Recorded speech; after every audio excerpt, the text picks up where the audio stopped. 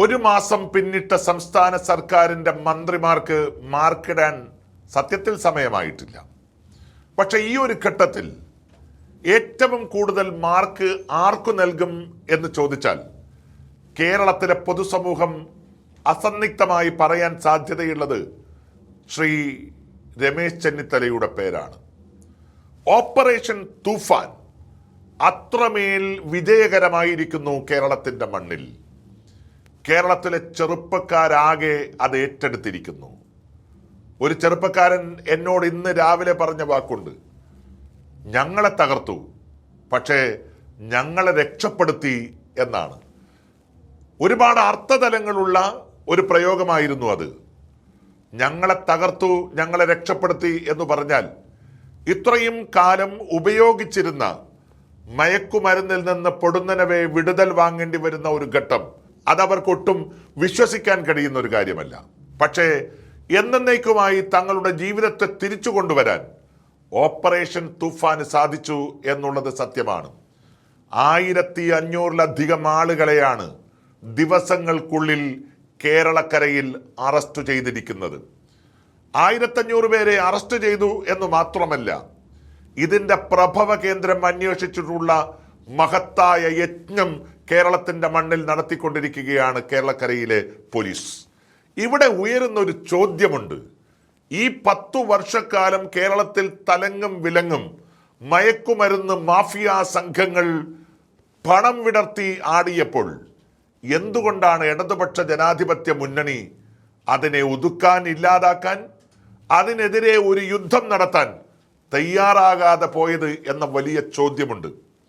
ആ ചോദ്യത്തിന് ഉത്തരം നൽകാനുള്ള ബാധ്യത ഇടതുപക്ഷ ജനാധിപത്യ മുന്നണിയെ, CPM-നെ സംബന്ധിച്ച്, SFIയെ സംബന്ധിച്ച്, DYFIയെ സംബന്ധിച്ച് ഉണ്ട്. കാരണം കഴിഞ്ഞ 10 വർഷം കൊണ്ടാണ് കേരളത്തിൽ മയക്കുമരുന്ന് മാഫിയ സംഘങ്ങൾ ഇതുപോലെ തലയുയർത്തി നിന്നത്. കേരളത്തിൻ്റെ ഏതൊരു കൊച്ചു ഗ്രാമത്തിൽ പോയാലും MDMA പോലുള്ള മയക്കുമരുന്നുകൾ യഥേഷ്ടം കിട്ടും എന്നൊരു സാഹചര്യമുണ്ടായി.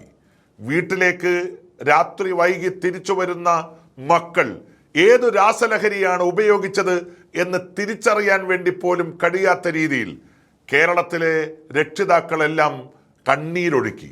ആ ഒരു ഘട്ടത്തിൽ കേരളത്തെ ആഴത്തിൽ സ്പർശിച്ചു കൊണ്ടിരിക്കുന്ന ഒരു ദുരന്തത്തെ ഇല്ലായ്മ ചെയ്യാനുള്ള നടപടികൾ ഇടതുപക്ഷ ജനാധിപത്യ മുന്നണി സർക്കാരിൻ്റെ ഭാഗത്ത് നിന്ന് ഉണ്ടായതേയില്ല.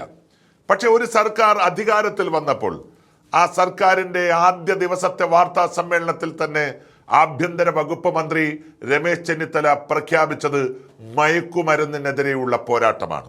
അത് അദ്ദേഹം ആഭ്യന്തര വകുപ്പ് മന്ത്രി എന്നുള്ള രീതിയിൽ ആരംഭിച്ചതല്ല. അതിനു മുൻപ് അദ്ദേഹം കേരളത്തിലെ ഒരു പൊതുപ്രവർത്തകനായി പ്രവർത്തിക്കുന്ന ഘട്ടത്തിൽ തന്നെ കേരളത്തിലെ 14 ജില്ലകളിലും ആയിരക്കണക്കിന് ആളുകളെ പങ്കെടുപ്പിച്ചുകൊണ്ട് ഡ്രഗിനെതിരെ, മയക്കുമരുന്നുകൾക്കെതിരെ വളരെ ശക്തമായിട്ടുള്ള പ്രചരണങ്ങൾ അദ്ദേഹം സംഘടിപ്പിക്കുകയുണ്ടായി. ആ പ്രചരണത്തിൻ്റെ തുടർച്ച തന്നെയാണ് ഇപ്പോൾ ഓപ്പറേഷൻ തൂഫാൻ എന്ന പേരിൽ ഇപ്പോൾ പുറത്തു വന്നുകൊണ്ടിരിക്കുന്നത്. വളരെ ജാഗ്രതയോടുകൂടി തന്നെ കേരളത്തിലെ പോലീസ് മേധാവികളും പോലീസ് ഉദ്യോഗസ്ഥന്മാരും സ്പെഷ്യൽ ഇൻവെസ്റ്റിഗേഷൻ ടീമുമെല്ലാം ഇതിനോടൊപ്പം അണിനിരന്നു കഴിഞ്ഞു. യഥാർത്ഥത്തിൽ ഇന്നലകളിൽ പാതിരാത്രികളിൽ കൊച്ചി മഹാനഗരത്തിൻ്റെ അയൽമൂലകളിലെല്ലാം നിറഞ്ഞു നിന്നിരുന്ന ഇത്തരം സംഘങ്ങളെ ഇപ്പോൾ നമുക്കെവിടെയും കാണാൻ സാധിക്കുന്നില്ല. പക്ഷേ ഇതുകൊണ്ട് മാത്രം ഈ ഒരു വിഷയത്തിൻ്റെ സമ്പൂർണമായിട്ടുള്ള അടിവേരറുത്തു എന്ന് നമുക്ക് പറയാൻ സാധിക്കില്ല. നാളെ അതിശക്തമായി വീണ്ടും ഇത് തഴച്ചു വളർന്നു എന്ന് വരും. അതുകൊണ്ട് ഇപ്പോഴത്തെ ഓപ്പറേഷൻ തൂഫാൻ വഴി 1500 പേരെ അറസ്റ്റ് ചെയ്തു എന്ന മേനി പറയുന്നതിനോടൊപ്പം തന്നെ ഒരു കാലഘട്ടത്തിലും കേരളം മയക്കുമരുന്ന് വ്യാപനത്തിൻ്റെ മണ്ണല്ല എന്ന് പ്രഖ്യാപിക്കാനും അതിനെ കാത്തു സൂക്ഷിക്കാനുമുള്ള ഉത്തരവാദിത്വം കേരളത്തിലെ ആഭ്യന്തര വകുപ്പ് മന്ത്രിക്കും കേരളത്തിലെ UDF-നും കേരളത്തിലെ പോലീസ് എക്സൈസ് സംവിധാനങ്ങൾക്കും ഉണ്ട്. അതിലേക്ക് പോകുന്ന ഒരു ഘട്ടത്തിലാണ് ആദ്യത്തെ ഒരു മാസത്തെ റാങ്ക് ലിസ്റ്റിൽ 1ാമത്തെ മന്ത്രി എന്ന പദവി ശ്രീ രമേശ് ചെന്നിത്തലയ്ക്ക് കേരളം ചാർത്തി നൽകുന്നത്.